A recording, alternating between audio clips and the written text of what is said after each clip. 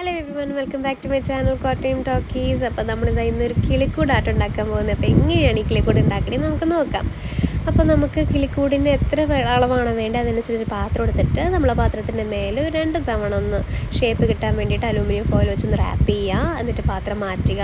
അപ്പോൾ ഞാൻ അതിന് കുറച്ചുകൂടെ കട്ടി കൊടുക്കാൻ വേണ്ടി കുറച്ചുകൂടെ അലൂമിനിയം ഫോയിൽ എടുത്തിട്ട് ഇതുപോലെ ഞാൻ റാപ്പ് ചെയ്ത് നന്നായിട്ട് ഇച്ചിരി നമുക്ക് ബേസ് കിട്ടാൻ വേണ്ടിയിട്ടാട്ടോ. അപ്പോൾ ഞാനിങ്ങനെ ഉണ്ടാക്കിയെടുത്തു. പിന്നെ നമുക്ക് വേണ്ട ഉണക്കപ്പുല്ലാണ് കേട്ടോ. അത് കഴിഞ്ഞ് നമുക്ക് ഈ ഫോയിലൊന്ന് കളർ ചെയ്യാം. അതിന് ബ്രൗണും ബ്ലാക്കും കൂടി മിക്സ് ചെയ്തിട്ട് ഞങ്ങൾക്ക് നന്നായിട്ട് കളർ ചെയ്തു. എന്നിട്ട് നന്നായിട്ട് ഞാൻ ഉണക്കി കേട്ടോ. അത് കഴിഞ്ഞ് നമുക്ക് നെക്സ്റ്റ് സ്റ്റെപ്പ് പുല്ലൊക്കെ നന്നായിട്ട് ഇതിനകത്തോട്ട് തുന്നി പിടിപ്പിക്കാം.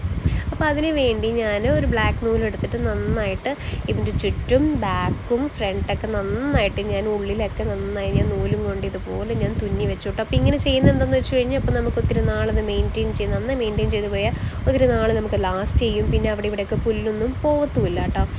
അപ്പോൾ നമ്മളിത് പെയിൻറ്റ് ചെയ്യുമ്പോൾ നമുക്ക് ബ്ലാക്ക് നൂല് പുറത്തും കാണില്ല.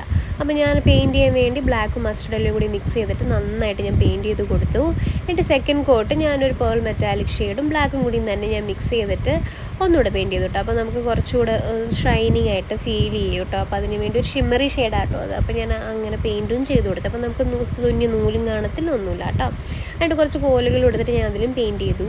പിന്നെ കിളിക്കൂടായതുകൊണ്ട് നമുക്ക് മുട്ട ആവശ്യമാണല്ലോ. അപ്പോൾ ഞാൻ 3 മുട്ടയുടെ തോട് എടുത്തിട്ടുണ്ട്. അത് കഴിഞ്ഞിട്ട് നമ്മൾ പെയിൻറ്റ് ചെയ്ത എല്ലാത്തിലും ഞാൻ നന്നായിട്ട് വാർണിഷും അടിച്ചു കൊടുത്തു കേട്ടോ. എന്നിട്ട് ഞാൻ 3 കിളികളെ ഉണ്ടാക്കിയായിരുന്നു, അമ്മ കിളികളും 2 കുഞ്ഞു കിളികളും കേട്ടോ. അപ്പോൾ അവരെയൊക്കെ നമുക്ക് ഇതിനകത്തോട്ട് നന്നായിട്ട് പ്ലേസ് ചെയ്യാം കേട്ടോ.